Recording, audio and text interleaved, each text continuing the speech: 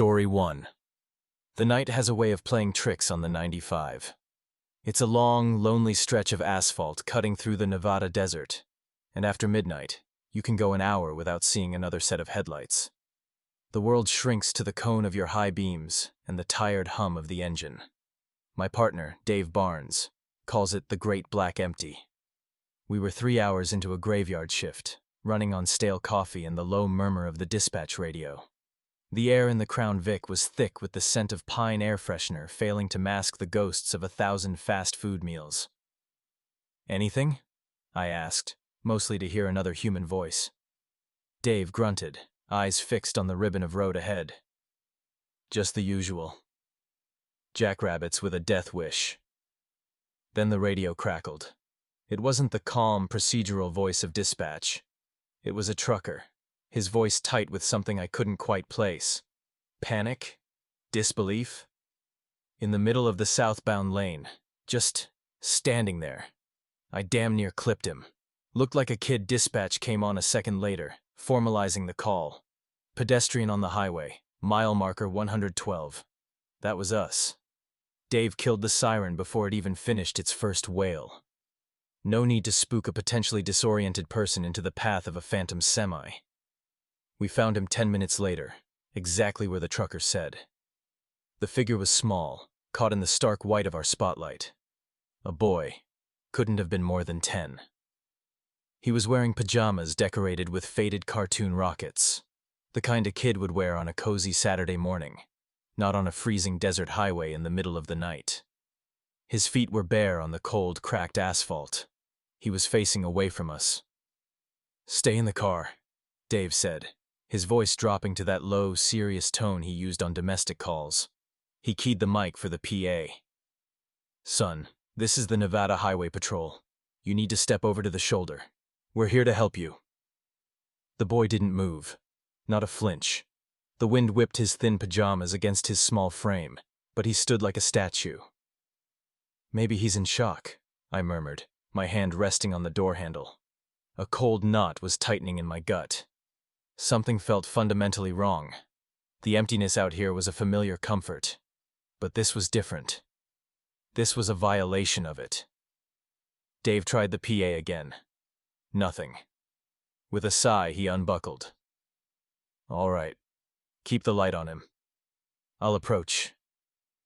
I watched him get out, his silhouette large and reassuring against the oppressive darkness. He walked slowly, cautiously, his boots crunching softly on the gravel shoulder. "Hey, kiddo. You okay? My name's Dave. Can you tell me your name?" He was about 15 feet away when the boy finally moved. He didn't turn around. He just tilted his head back, an impossibly slow, deliberate motion. The crown of his head aimed for the starless sky, his neck bending at an angle that made my own ache in sympathy. It was unnatural, like a doll's joint being pushed past its limit. Dave stopped dead in his tracks. I saw his hand drift towards his holster. From my angle in the driver's seat, I couldn't see the boy's face, only the back of his unnaturally craned head. The silence stretched, pulled taut like a wire. Then, a sound drifted back to the car, thin and reedy, carried on the wind. It wasn't a cry for help or a word. It was a soft, wet clicking sound. Dave took a single, stumbling step backward. "Dispatch." His voice was a choked whisper into his shoulder mic. We need backup at 112. The boy's head snapped forward, and then he turned. It wasn't a normal turn. His feet stayed planted while his torso swiveled, his shoulders crackling with a sound I could hear even over the engine's idle. He faced our cruiser, and the spotlight illuminated his face. There were no eyes. Where his eyes should have been, there were just smooth, seamless expanses of skin. No lids, no lashes. His mouth hung open in a perfect black O, and from it came that horrible, rhythmic clicking. He took a step towards Dave, his movements jerky and wrong, like a marionette with tangled strings. "Get in!" I yelled, my voice cracking. Dave didn't need telling. He scrambled back, yanking his door open and throwing himself inside. He was panting, his face pale as bone in the dashboard's green glow. Go! Just go! I slammed the car into drive, tires screaming on the pavement as I swerved around the small, still figure. In the rearview mirror, I saw him standing there, his eyeless face tracking our departure, the black hole of his mouth still open. Then the darkness swallowed him. We drove in silence for 5 miles, the only sound our ragged breathing. "We write the report," Dave said finally, his voice hoarse. "Broken down vehicle. Hallucinations from exhaustion. Carbon monoxide leak in the cab of that truck." Anything, I just nodded, my hands shaking so badly I could barely grip the wheel. An hour later, another call crackled over the radio. A panicked woman in a minivan. She'd had to swerve to avoid a little boy in rocket ship pajamas, standing motionless in the middle of the road. Mile marker 140, 30 miles north of where we'd been. We got the order to check it out. Dave didn't say a word. He just stared out the windshield, into the great black empty that was no longer just empty. It was watching. And we had to drive right back into it, because that's the job. But this time, we knew what was staring back. Story 2. They say the graveyard shift on these long, empty stretches of highway is 19 parts boredom and 1 part sheer terror. Mostly, it's just the soul-crushing monotony of asphalt and silence, broken only by the hiss of the radio and the rumble of the occasional long-haul truck. My partner, Sal, used to say the desert out here swallows sound. He was right. It swallows everything else, too. Tonight was a textbook case of boredom. 3:14 a.m. The air was cool and smelled of dust and distant rain. Sal was quietly humming some old country song, his eyes scanning the opposite lane while I sipped coffee that had long since gone lukewarm. We were Unit 7-David, patrolling a 40-mile stretch of US 95 that was little more than a scar on the face of the Nevada desert. That's when the call came in. 7. "David, be advised," dispatch crackled, the voice tinny and distant. "Receiving a report of a pedestrian in the northbound lane near mile marker 82. Sal killed his humming. "A pedestrian? Out here?" he grunted, keying the mic. 10-4, dispatch. We're about 10 miles out. Any further description? Negative, 7 David. Caller was a trucker. Said he almost hit a man standing in the middle of the road. That's all we got. A cold knot tightened in my gut. It wasn't fear, not yet. It was the other thing. The dread of the unknown. A breakdown? A jumper? A drunk who'd wandered miles from the nearest town? None of the options were good. We rolled up on marker 82 a few minutes later, slowing to a crawl. I swept our searchlight across the empty expanse of road. The white beam cut a sterile path through the darkness, illuminating nothing but cracked asphalt and scrub brush shivering in the breeze. "Probably long gone," Sal muttered, more to himself than to me. Then my light caught it. A shape. Up ahead, perfectly centered in the right lane, was a silhouette. It was stock still, a dark column against the pale desert floor. "Got him," I said, my voice low. Sal flicked on the forward-facing takedown lights, flooding the scene in brilliant white. The figure didn't flinch. He didn't shield his eyes. He just stood there. He was a man, dressed in a dark, old-fashioned suit, the kind your grandfather might have been buried in.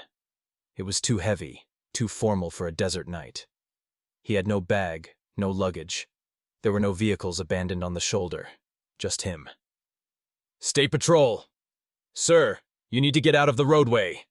Sal's voice boomed through the loudspeaker, echoing unnaturally in the vast silence. The man didn't move. He didn't even seem to be breathing. "All right," Sal sighed, cutting the engine. "Let's go talk to our statue." We left the lights on, the strobing reds and blues painting the scene in frantic, silent flashes. The moment I stepped out of the car, the air changed.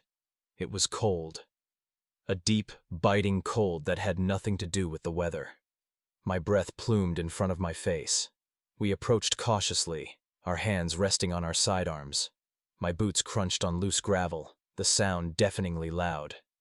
"Sir, are you all right?" I called out. "You need some help?" We were about 15 feet away when we saw his face clearly. It was pale, the skin stretched tight over his cheekbones like old parchment. But it was his eyes that stopped me dead. They were wide, dark, and utterly vacant. And he was smiling, a faint, serene, and deeply inappropriate smile. My training screamed at me to identify the threat, but my instincts were screaming something else entirely. Wrong. This is all wrong. Sal must have felt it too. His hand was no longer resting on his gun. He'd unsnapped the holster. "Sir, I need to see your hands," he commanded, his voice tight. The man's smile widened, but his eyes never changed. Then he moved. It wasn't a sudden lunge or an aggressive gesture. He simply tilted his head. But he tilted it too far. The sound, a wet series of cracks like snapping celery stalks, cut through the night. His head swiveled to an impossible angle, his chin resting on his right shoulder, but his body remained perfectly, rigidly facing forward. That serene smile never faltered. I felt the blood drain from my face. I took a half step back, my hand fumbling for my own weapon. "Jesus Christ," Sal whispered, his voice trembling. The man then raised his left arm, not like a normal person, but like a puppet on a string being pulled from above. The joints seemed to bend in the wrong places. He pointed a long, pale finger, not at us, but at something far down the road behind us, into the darkness we'd just driven through. That broke the spell. Primal terror overrode years of training. "Sal, car! Now!" I yelled, already scrambling backward. We didn't run. We just retreated, our eyes locked on the figure, a desperate, stumbling reverse walk back to the safety of our vehicle. He didn't follow. He just stood there, his head twisted, his arm outstretched, smiling that dead, placid smile. We threw ourselves into the car, and Sal slammed it into drive. He spun the wheel, executing a sloppy U-turn across the median, tires squealing on the pavement. I didn't take my eyes off the man until we were 100 yards away, speeding back the way we came. He was still standing there, a static figure bathed in our fading taillights, a crooked monument to a horror I couldn't name. We never filed a full report. We couldn't. What would we write? Encountered a man who violated the laws of physics. Subject appeared. Unnatural. We fled. We just logged it as unable to locate. But I located him. I locate him every time I close my eyes. He's standing there, in the middle of my own private highway, smiling that terrible smile. And he's always pointing back into the darkness, at something I'm terrified I'll one day see. Some calls, you just never clear.